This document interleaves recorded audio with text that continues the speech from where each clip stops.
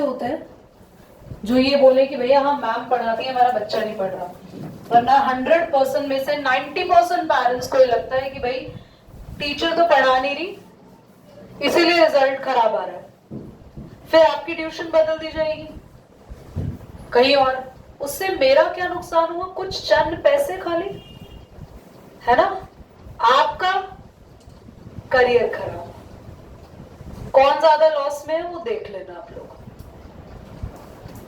1 minute लगता है parents को ये कहने में, मैडम हम ट्यूशन छुड़वा लेंगे, हमारे बच्चे के नंबर नहीं आ रहे, पर मैडम की वीडियोस आप उठा के देखो कि अभी मैडम ने 10 मिनट पहले टेस्ट लिया और क्लास में गरिमा के अलावा और एक दिव्यांश के अलावा आयुष ने भी थोड़ा बहुत आंसर किया। पायल मैं उसको आंसर काउंट नहीं करूंगी, सॉरी, बट किसी ने कुछ आंसर नहीं दिया। मैं रिकॉर्ड कर रही हूं ताकि कहीं कोई घर में देखे तो ये चीज प्रूफ भी हो। Nobody is studying, nobody। मैं फिर बोल रही हूं, मेरा लॉस बड़ा नहीं होगा। आपकी सीट से आप हटोगे, कोई और बच्चा आके बैठ जाएगा, पर अगर आपने इसको एडवांटेज ले लिया ना तो आपका लॉस बहुत बड़ा होगा। कुछ बच्चों से तो मैंने सवाल पूछे ही नहीं क्योंकि मुझे पता है वो पढ़कर आए ही नहीं होंगे, है ना दिलशाद? कोशिश भी नहीं करना उसकी बोर्ड एग्जाम्स तक। कभी मांगी है वीडियो कि मैम अपनी वीडियो भेजना, मैं पढ़ लूं लाइव प्रोसेस? हाँ? In which class you are? Suppose this ma'am gonna die 1 week before your examination, so will you fail in your examination? What will you do? दीदी हम कहीं और लगवा लेंगे। अबे 1 हफ्ता बचा है, मैं बोल रही हूँ 1 हफ्ते पहले, तो क्या करोगे? एफर्ट्स तो करोगे खुद या नहीं? तो आपने लाइव प्रोसेस नहीं पढ़ा, आपने एक बार भी वीडियो एक भी देखी वीडियो लाइव प्रोसेस में। ये कहना आपके लिए सिर्फ आपको एक चीज ढक रहा है, कवर कर रहा है आपको, बट इस कवरिंग से आपके मार्क्स निकल कर आ रहे हैं, वो क्या आएंगे फाइनल्स में?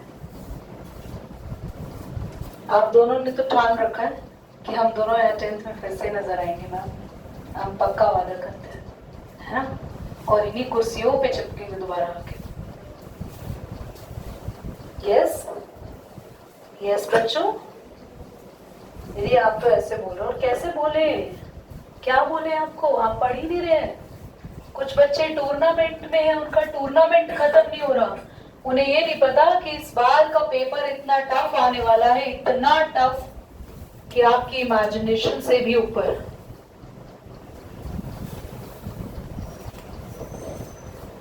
बहाने हैं तो सिर्फ कुछ चंद जो आप लोग ले रहे हैं।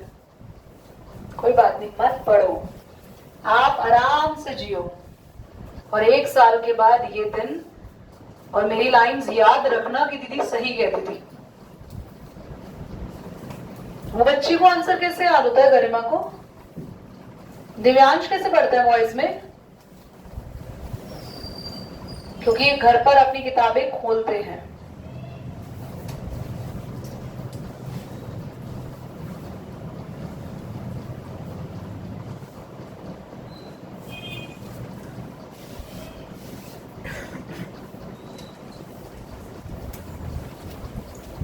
सबसे पहले ये एक मिरर है या कोई भी चीज है जो सामने रखा हुआ है, जिससे लाइट टकरा के, अगर लाइट, ट्यूबलाइट या बल्ब या सनलाइट जो भी कुछ है, वो इसको लाइट दे रहा है, और लाइट कहां जा रही है? मिरर पे जा रही है। तो लाइट, अगर कोई लाइट दे रहा है वो, और जिससे टकरा के लाइट आ रही है, ये दोनों ही होते हैं ऑब्जेक्ट। और इन दोनों से जो चीजें बनती है, या तो मिरर पे बने वो चीज, या कहीं वॉल पे बने, वो सारी चीजें क्या होती है? इमेजेस। इमेजेस 2 टाइप की होती है, 2 टाइप की, वर्चुअल यानी इमेजिनरी। रियल तो रियल है। रियल इमेजेस कहां बनती है बेटा? ऑन वॉल या सिनेमा हॉल के पर्दे पे। सिनेमा हॉल इमेजिनरी इमेज कहाँ बनती है? मिरर पे। वो रियल नहीं होती, वो हमारी इमेजिनेशन होती है बस। मिरर पे इमेज बनती कैसे, जरा वो समझो। मान लो मिरर के सामने एक ऑब्जेक्ट है, कुछ भी रखा है, तो क्या होगा? उससे दो रेज जाएंगी,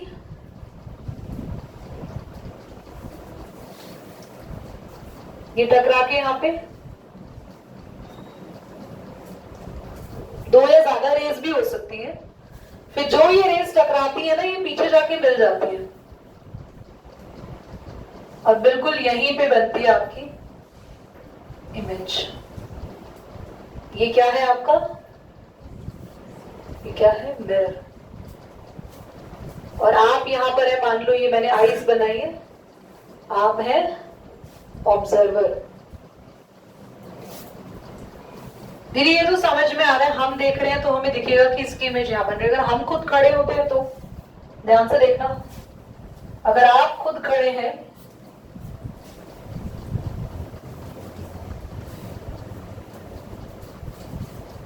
ये क्या है? Point size object. अगर आप खुद खड़े हैं, एक्सटेंडेड ऑब्जेक्ट।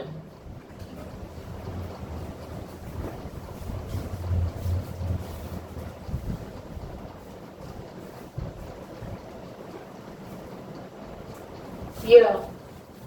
तो इस केस में क्या होता है? एक रे ऐसे सीधी गई, एक रे यहाँ पे, यहां से भी एक रे सीधी गई और एक रे यहाँ पे टकरा के। अब ये टकरा रही है इसे, ये भी टकरा रही है, ये रे सीधी जाती है और यहीं से वापस आ जाती है।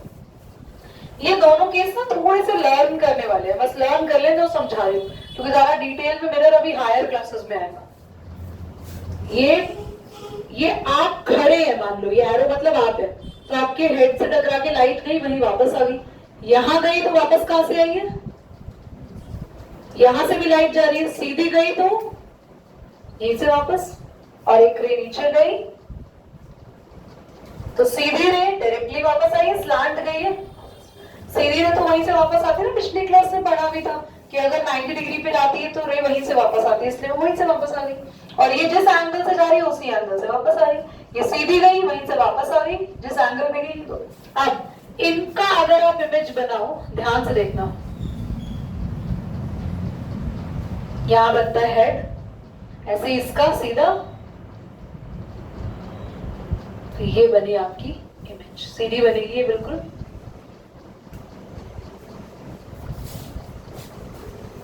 दीदी हमें थोड़ा सा समझ नहीं आया, दोबारा समझो, देखो ध्यान से, दोबारा से यहां समझो। देखो ये एक बॉडी है, एक्सटेंडेड बॉडी, सबको दिख रहा है? जिसको नहीं दिख रहा चेयर अपनी इधर उधर कर लो, देख लो, इंपॉर्टेंट है। आप और बाहर कर लो, मैं देखो ये एक एक्सटेंडेड बॉडी है, ये लो भाई, दुनिया हिल जाए से अच्छा मैं ही बना। यहां से एक रे देखो सीधी गई और एक कैसे रहेगी? स्लांट। ठीक है, अब टकराएंगी कैसे? जैसे गई है वैसे ही वापस, और ये कैसे आएगी वापस? इन दोनों को मिला दो बेटा, हेड बन गया है। अब यहां से भी एक रह जाएगी सीधी, और एक, जल्दी बोलो, सीधी जाके वापस आ जाएगी वैसे ही, और स्लांटिंग गई तो अब इनको भी मिला दो, सीधा, ये बन गया आपकी इमेज। समझ में आया बनाना? अभी दोनों डायग्राम बनाओ जल्दी। आज की क्लास में लिखना, नोट करना ज्यादा। क्लास हमारा नेक्स्ट टॉपिक है लेटरल इन्वर्जन। ध्यान से समझेंगे। लेटरल इन्वर्जन एक ऐसा टॉपिक है जो आपको डेली लाइफ में होता है, आपको पता है, आप उसे देखते भी हो और आप सभी ने उसको अंडरस्टैंड भी करा है। मिरर में जब हम अपने आप को देखते हैं तो हमारी लेफ्ट साइड राइट हो जाती है और राइट साइड, सबको पता है। Example, if you see in the mirror,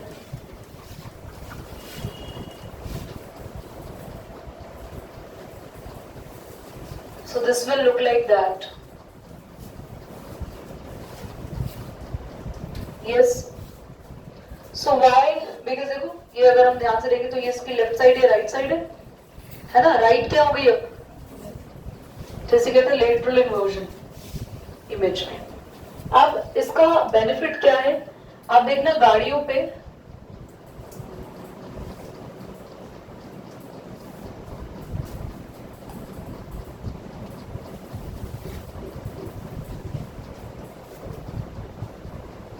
ambulance ऐसे लिखा होता है, एम्बुलेंस खुद एम्बुलेंस के ना बोनेट पे देखना ऐसे उल्टा एम्बुलेंस लिखा होता है। इसके पीछे रीजन है कि जब आप गाड़ी चला रहे हो पीछे आपके एम्बुलेंस आ गई, सुनो ध्यान से सुनो, समझो, कुछ बच्चों को लग रहा है पता नहीं क्या हो रहा है। एम्बुलेंस के बोनेट पे देखना एम्बुलेंस ऐसे रिवर्स में लिखा होता है, क्योंकि ये बहुत बड़ा वर्ड है, एकदम से हम पढ़ नहीं सकते इसको। अगर ये हमें मिरर में उल्टा दिखा तो मान लो कि मैं ड्राइव कर रही हूँ और मेरे पीछे एम्बुलेंस आ रही है और व्हाइट वैन होती है, अब जरूरी नहीं है हर बार एकदम से देख के पता चल जाए, तो ये बोनेट पे लिखवा के रखते हैं। अगर मैंने मिरर में उल्टा देखा तो पढ़ने में इतनी देर लग जाएगी, हो सकता है कि मेरा खुद एक्सीडेंट हो जाए और मैं भी उसे एम्बुलेंस में चली जाऊं। तो अगर वो उल्टा लिख देंगे एम्बुलेंस को तो लेटरल इन्वर्जन होगी, जब मैं ड्राइवर हूं तो मुझे मिरर में पूरा दीदी हॉर्न भी होता है, बहुत कुछ होता है, I know there are lot of things, पर फिर भी ये बहुत बड़ा सिग्नल दे देता है। इतने बड़ा वर्ड अगर हमारे सामने आ जाए कि यस वो चीज हम देख रही है, समझ में आ रहा है आपको? तो this is example. Plane mirror में हमें कैसी कैसी इमेज मिल रही है, पूरा एकदम ओवरऑल रूल देखे तो हम सबसे पहले प्लेन मिरर में जो भी इमेज बनती है, ऑब्जेक्ट जितने डिस्टेंस पर होता है इमेज भी उतने डिस्टेंस से बनती है। आप मिरर से जितना दूर खड़े होंगे इमेज भी आपकी उतनी दूर पे बनेगी मिरर में। प्लस आप इरेक्ट है, सीधे हैं, तो इमेज भी सीधी ही बनेगी। दीदी उल्टी इमेज कब बनती है? बेटा उल्टी ही बनेगी। अब कुछ पढ़ेंगे ऐसे मिरर्स भी आते हैं जिनमें उल्टी इमेज भी बनती है, सो इसमें सीधी ही बन रही है, जिसे कहते हैं इरेक्ट। तो प्लेन मिरर की इमेज कैसी है? सेम डिस्टेंस से बनती है। लेटरल इन्वर्जन होने से इन्वर्टेड हो जाती है, इन्वर्टेड मतलब राइट साइड लेफ्ट साइड में चेंज हो जाता है। और इरेक्ट रहती है, हमेशा सीधी खड़ी रहती है। और ये वर्चुअल है, इमेजिनरी इमेज होती है। सब कुछ समझ आ गया प्लेन मिरर का? यूज क्या है प्लेन मिरर का? सबसे पहला तो हम सेल्फ अपने आप को देख सकते हैं। दूसरा, किसी भी शॉप में अगर मिरर लगाओ तो बड़ी दिखती है वो। देखना छोटी छोटी शॉप्स में ना मिरर लगा देते हैं, रेस्टोरेंट वगैरह में भी। तो मिरर लगने से, अगर आप भी करना, अपने घर में एक छोटा कमरा है, दोनों दीवारों पे मिरर लगा दो। अगर दोनों पे लगा दिया तो बहुत बड़ा कमरा लगेगा। एक पे लगा दिया तो भी कमरा बड़ा लगेगा, मतलब दोनों पे लगा दिया तो इतना बड़ा लगेगा कि यहाँ भी आप भी देखोगे और यहाँ भी। तो मिरर्स इसलिए लगाते हैं शॉप्स थोड़ी बड़ी दिख सके। और मिरर लगाते हैं ब्लाइंड टर्न में, ब्लाइंड टर्न जहां पर हम लेफ्ट या राइट को गाड़ी टर्न कर रहे होते हैं और हमें नहीं पता आगे से कोई गाड़ी आ रही है नहीं आ रही, तो एक गोल सा मिरर लग जाता है कोने पे ना। जनरली अगर आप पहाड़ों पे ड्राइव कर रहे हो, माउंटेन पे, तो बहुत ज्यादा ये मिरर्स लगे होते हैं ब्लाइंड टर्न्स पे। एक पेरिस्कोप बनाने में यूज होता है। पेरिस्कोप क्या है आप सर्च कर आएंगे, और चाहे उसके यूजेस भी मुझे बताएंगे। किसी को पता है तो अभी बताओ। वो सुना है एक ट्राइंगल जैसा बॉक्स जैसा बना देते मिरर लगाकर, उसमें मल्टीपल इमेजेस दिखती हैं घूमते हैं। तो it's a kind of that, but you should do more research. ठीक है, आगे देखेंगे, ध्यान से देखो इधर। अगर ये मिरर है, यहाँ डेविड खड़ा है, डेविड का डिस्टेंस था 4 मीटर। इधर देखो, इधर इधर तुम्हें आता है 100% आता है, पर तुम ध्यान नहीं दे रहे। तो डेविड की इमेज भी कितने में बनेगी? 4 मीटर में बनेगी। जितना डिस्टेंस आपका मिरर से होता है उतना ही डिस्टेंस इमेज में होता है। डेविड आगे बढ़ गया, कितने मीटर पर खड़े हो गया? तुमने सही तो बताया था। अब इमेज कितने डिस्टेंस पर बनेगी? बस ऑब्जेक्ट कौन है? डेविड। इमेज कौन है? जो इसकी बन गई है। अब इन दोनों में कितना डिस्टेंस हुआ? बताओ, ये मुश्किल सवाल था। इसको पढ़ने के बाद, आंसर समझने के बाद लग रहा है डिफिकल्ट है। ये नहीं आता था दिलशाद तुम्हें? शक्ल में हाँ आता था तो अंदर रह गया क्या? डाइजेस्टिव सिस्टम में डाइजेस्ट हो जाता है क्या तुम्हारा आंसर? तुम तो कुछ बोलना ही नहीं। एक दिन हम कुतुब मीनार के ऊपर यूं ही खड़े हो जाएंगे।